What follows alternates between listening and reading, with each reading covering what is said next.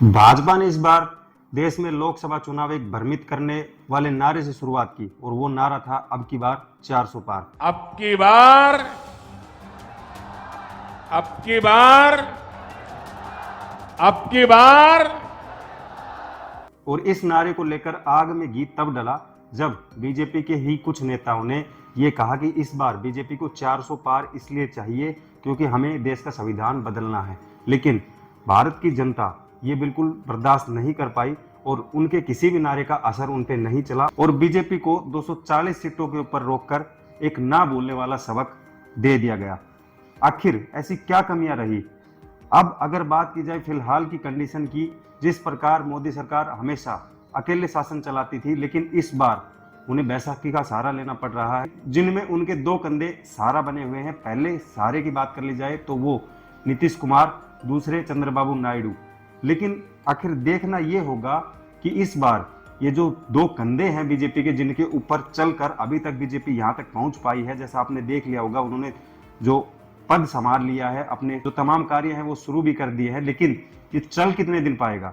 आखिर बीजेपी की कमियां भी रही तो क्या रही इस बार? तो समस्त प्रकार की जो चर्चाएं हैं वो आज इस वीडियो में हम आपको पूरा जो विश्लेषण है, या यूं कहें कि विश्लेषण का जो निचोड़ है, वो आपको इस आधार पर बताएंगे कि जिसको देखने के बाद आप ये समझ जाओगे कि आखिर बीजेपी को 240 सीटें मिलने के पीछे देश की जनता का क्या विचार दिखा। देखिए दर्शकों, जैसे सचिन जी ने आपको बताया कि आज का वीडियो मुख्य रूप से इस आधार पर होने वाला है, जो आरएसएस लगातार कमियां आपको निकाल रहा है बीजेपी में, या लगातार अहंकारी बता रहा है, उसके बाद ये बीजेपी सरकार कितना लंबा चलेगी या नहीं चलेगी, इस पर पूरी तरीके से हम चर्चा करने जा रहे हैं इस वीडियो में।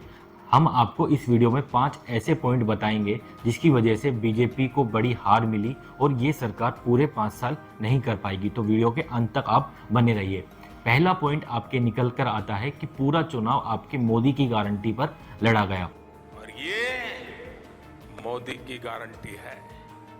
आपने देखा होगा कि लगातार आपके हर भाषण में लगातार ये कहा जा रहा था कि ये मोदी की गारंटी है, प्रधानमंत्री मोदी ही आपके मैनिफेस्टो के प्रमुख चेहरा थे, और लगातार ये कहा जा रहा था कि मोदी जी, मोदी सरकार, मोदी, सब कुछ हर जगह मोदी ही मोदी रहा है इस बार चुनाव में बीजेपी की तरफ से देखा जाए। तो जिसके बाद ये साफ साफ हो जाता है कि अहंकार की इस बार कोई भी कमी नहीं थी, जो लगातार आपके आरएसएस दावा कर रहा है। तो अब अहंकार को जनता ने सीधा सीधा सबक सिखाया और सबक सिखाते हुए बीजेपी को 240 पर रोक दिया। तो पहला फैक्टर तो यही निकल कर आ रहा है कि जो मोदी की गारंटी पर चुनाव लड़ा गया वो जनता को बिल्कुल पसंद नहीं आया, क्योंकि अहंकार को कभी भी भारत की जनता पसंद नहीं करती आई है, चाहे वो पहले भी इतिहास को देख लिया जाए दर्शकों। दूसरा पॉइंट की अगर तरफ बढ़े तो आपको सचिन जी बताएंगे कि दूसरा पॉइंट क्या रहा इस बार चुनाव में बीजेपी का इतना नीचे आने का। तो दर्शकों, दूसरा जो फैक्टर मैं आपको बताऊं तो वो ये है कि भारत ने कभी भी तानाशाही का अंगीकार नहीं किया। इसको मैं थोड़ा एक्सप्लेन आपके साथ कर दूं कि जिस प्रकार इन चुनाव में प्रधानमंत्री मोदी जी की एक छवि क्रिएट की गई, वो उसमें काफ़ी सारे फैक्टर रहे, जिसमें आपके विपक्ष ने भी एक अहम भूमिका निभाई। साथ ही बहुत सारे यूट्यूबर्स, बहुत सारे सोशल मीडिया द्वारा एक प्रधानमंत्री जी की एक डिक्टेटरशिप वाली छवि जो है जनता के सामने प्रस्तुत की गई और बताया गया कि किस प्रकार नरेंद्र मोदी जी लोकतंत्र में बिल्कुल विश्वास नहीं रखते, यानी ये कहें कि जो वो कहते हैं वही सही है, यानी ये वाली फीलिंग उनके तरफ रखी गई। अगर थोड़ा सा वक्त को पीछे देखा जाए, यानी इतिहास में चला जाए, तो इतिहास में इंदिरा गांधी जी की भी छवि कुछ इसी प्रकार से उस समय बन गई थी, जो आपको 1977 में हुए चुनाव में देखने को भी मिली। कांग्रेस की सीट तो छोड़िए, एक छोटे से प्रत्याशी से इंदिरा गांधी जी खुद की सीट भी हार गई। यानी आप समझ सकते हो कि जो तानाशाही एक शब्द होता है, उससे हिंदुस्तान की जनता जो है इतना नफरत करती है जिसका कोई तोड़ ही नहीं है, ना विपक्ष के पास है ना पक्ष के पास। और वही कुछ इस बार हमें देखने को मिला और ये छवि जो है नरेंद्र मोदी जी के खिलाफ एक प्रकार से जहर घोलने का काम किया। तो ये वक्त गवाह है कि जब जब हिंदुस्तान की जनता पर तानाशाही की गई, जनता ने उसे ठुकरा दिया और वही हमें देखने को मिला। तो दर्शकों, ये अब तक 2 फैक्टर हो चुके हैं, बाकी के बचे हुए 3 फैक्टर भी उतने ही महत्वपूर्ण हैं बीजेपी की हार के कारण के लिए। अगले जो फैक्टर है वो सर आपको बताएंगे कि तीसरा फैक्टर क्या है जो बीजेपी को हार की तरफ ले जाता है। तीसरा पॉइंट दर्शकों निकल कर आता है आरएसएस और बीजेपी में अनबन। आरएसएस और बीजेपी में लगातार आप बयानबाजी अभी हाल ही में देख रहे होंगे। विभिन्न आपके आरएसएस के प्रमुख हों, चाहे मोहन भागवत जी या फिर आरएसएस के बड़े नेता, लगातार बीजेपी को या बीजेपी के जो प्रमुख नेता हैं उनको अहंकारी बता रहे हैं और कहीं ना कहीं उनका इशारा प्रधानमंत्री मोदी की तरफ भी है। और इनको देखकर बीजेपी और आरएसएस में लगातार तनाव की स्थिति उत्पन्न हो गई है। और जब जब इतिहास में देखा गया है कि बीजेपी और आरएसएस में तनाव हुआ है तो बीजेपी की सरकार आपके कमजोर हो गई है। तो आरएसएस और बीजेपी में यह भी कहा जा रहा है कि ये इतिहास का पहली बार ऐसा हुआ है कि इतना बड़ा तनाव देखने को मिल रहा है, जिसकी वजह साफ साफ यही बताई गई है कि इस बार चुनाव में लगातार बीजेपी के जो मनचाहे फैसले हैं उससे आरएसएस नाखुश है। इसका एक उदाहरण आपके महाराष्ट्र से भी देखने को मिलता है। महाराष्ट्र में बीजेपी को पूर्ण बहुमत था और आरएसएस चाहता था कि अजीत पवार को बीजेपी अपनी पार्टी में शामिल नहीं करे, और पूर्ण बहुमत होने के बाद भी बीजेपी ने जोड़ तोड़ की राजनीति करी और अजीत पवार को खुद की तरफ लेकर आए, और जिसके बाद साफ साफ देखने को मिला कि इस चुनाव में बीजेपी को मुंह की खानी पड़ी।